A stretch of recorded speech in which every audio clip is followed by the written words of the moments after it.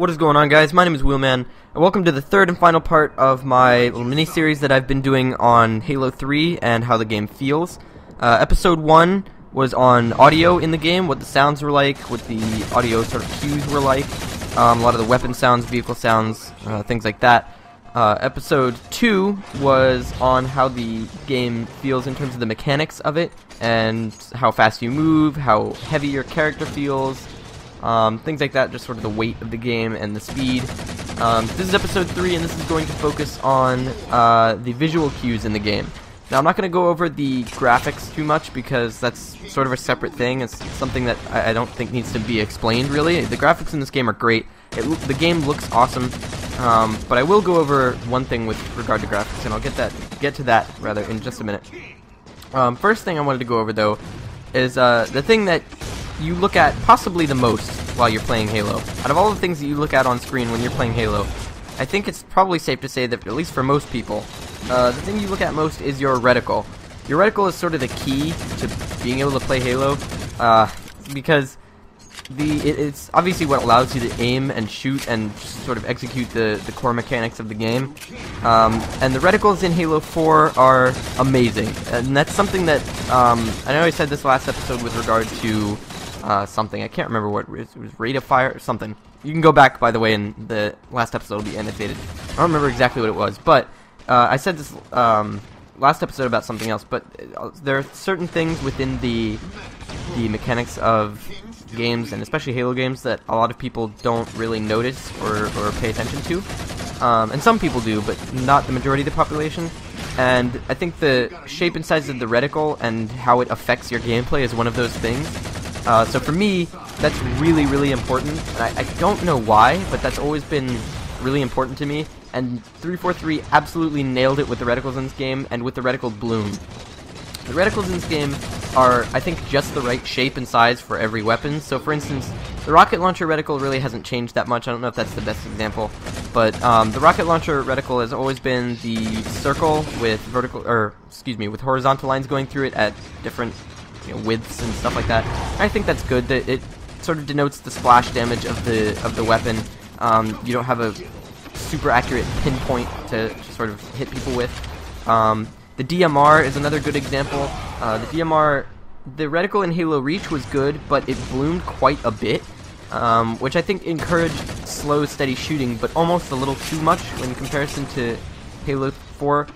That said, I think that slow, steady shooting that the DMR reticle in Reach necessitated sort of fit the pace of the overall pace of the whole game better in terms of the multiplayer.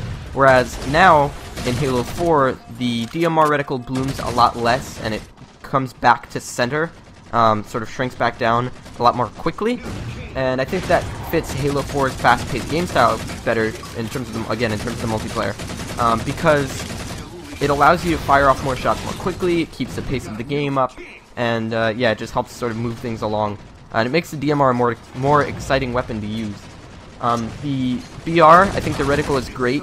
It's different than the Halo 3 BR reticle. If I'm not looking at it right now, the Halo 4 BR reticle, but if I remember correctly, it's sort of the circle and the crosshairs that aren't completed. The crosshairs don't go completely into the middle, and that's sort of within like a slightly bigger circle. And that's perfect because on the Halo 3 BR, with the fire rate what it was, the space in between shots fired within the 3-round burst, it was a little bit slower, so you could afford to have, I mean, at least to me, it makes more sense in my head to have that be a bit bigger reticle.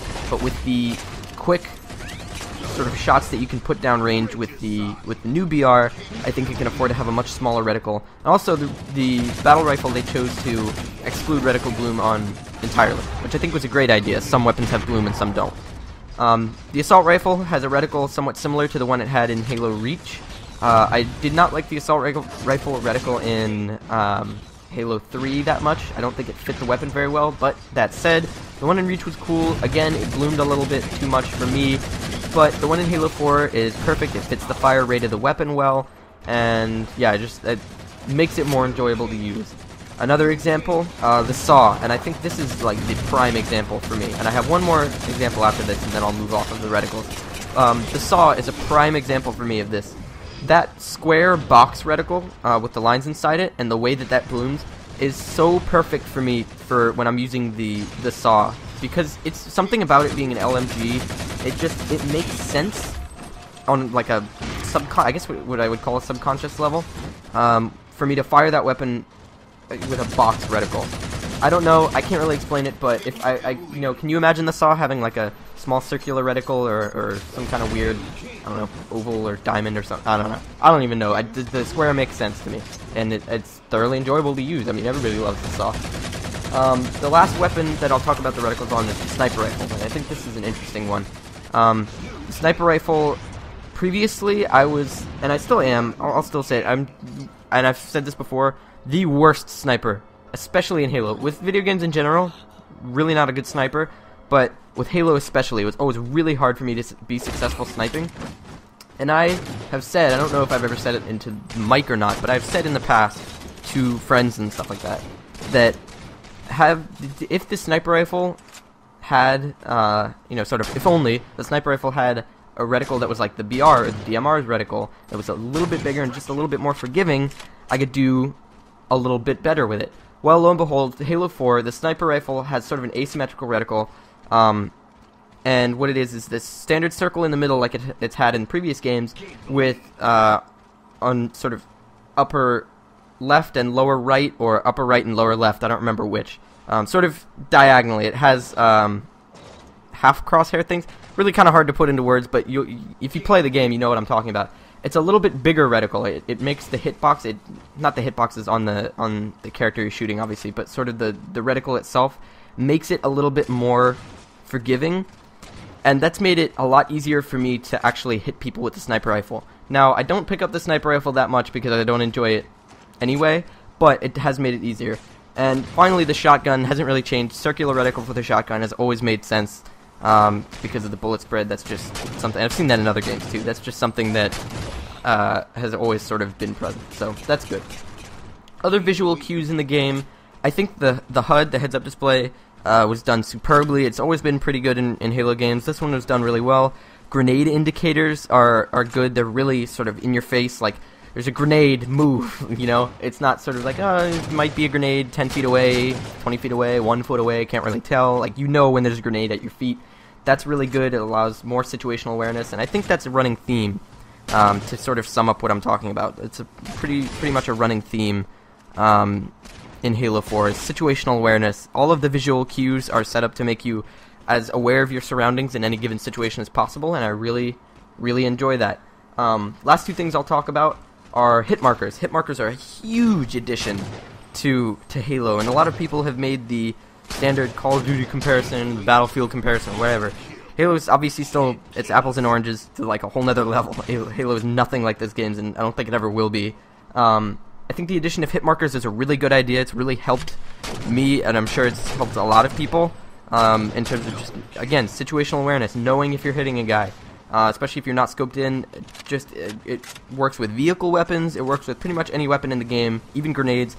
If you damage someone, you get a hit marker. If you drop someone's shields at all, you will see a hit marker around your reticle. I think it's just the right size, and I really enjoy that addition to the game.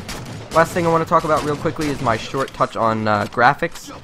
I think the graphics in Halo 4 are amazing, I've already said that, but and amazing, I say amazing for a Halo game. Halo is not particularly known for having superb graphics or anything like that, but they're good. They've always been pretty good. What I wanted to focus on was the color palette in Halo 4. Just real quickly, is really good. I really like the color palette in Halo 4. If you play Halo Reach, and especially I think probably if you're an artist, I would imagine, I'm not an artist or anything, but like I would imagine that's something that maybe someone who does art would notice. It was very focused on sort of the violet like range. There's a lot of blues, a lot of purples.